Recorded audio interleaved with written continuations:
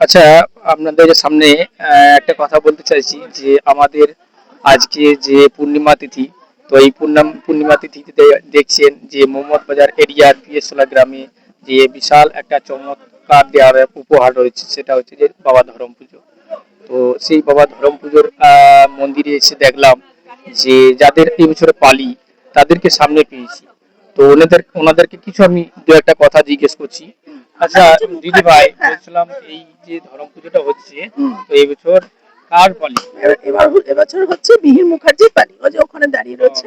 মিহির মুখার্জির পালি। আপনার কে হচ্ছে? আমার হচ্ছে ও দেও, ঠিক ও, আছে।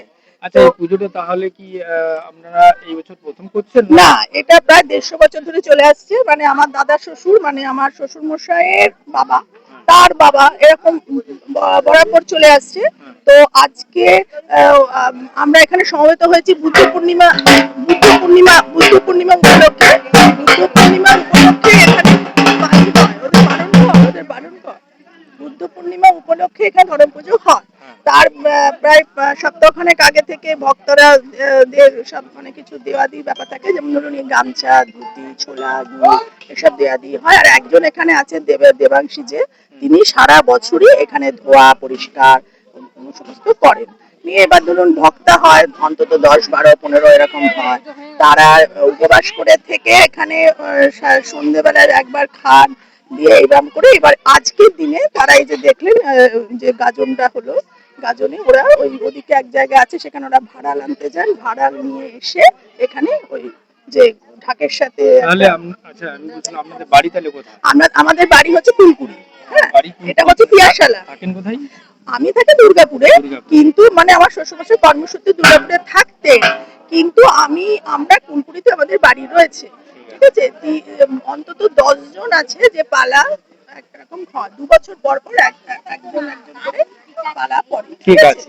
তো দর্শক, আপনারা দেখছেন, তো ওনারা দুর্গাপুর থেকে এসেছেন এবং এখানে যে আনন্দ উপভোগ করছেন এবং সকলকে আনন্দ দিচ্ছে। তো তার মধ্যে আর একটা দিদি ভাইকে পেয়েছি, জিজ্ঞেস করি।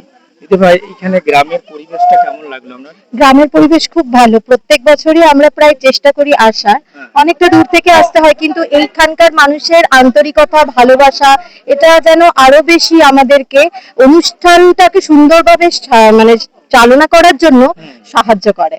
আচ্ছা।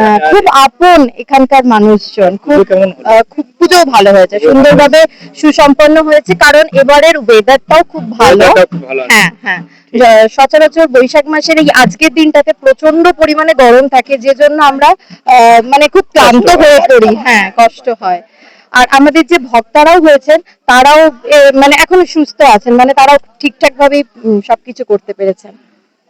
ঠিক আছে। তো যাই হোক, দিদি ভাইদের যে সহযোগিতা আমি পেলাম, তার জন্য তাদেরকে অসংখ্য অসংখ্য ধন্যবাদ। এবং আপনারা অবশ্যই লাইনে আমার থাকবেন এবং আপনারা ভিডিওটা ধাক্কা দেবেন না, লাইক কমেন্ট শেয়ার অবশ্যই করবেন। আমি আবার পুনরায় পরবর্তী জায়গাতে আবার আমি প্রোগ্রাম আমি তুলে ধরবো, এই বলে আমি নমস্কার জানাচ্ছি।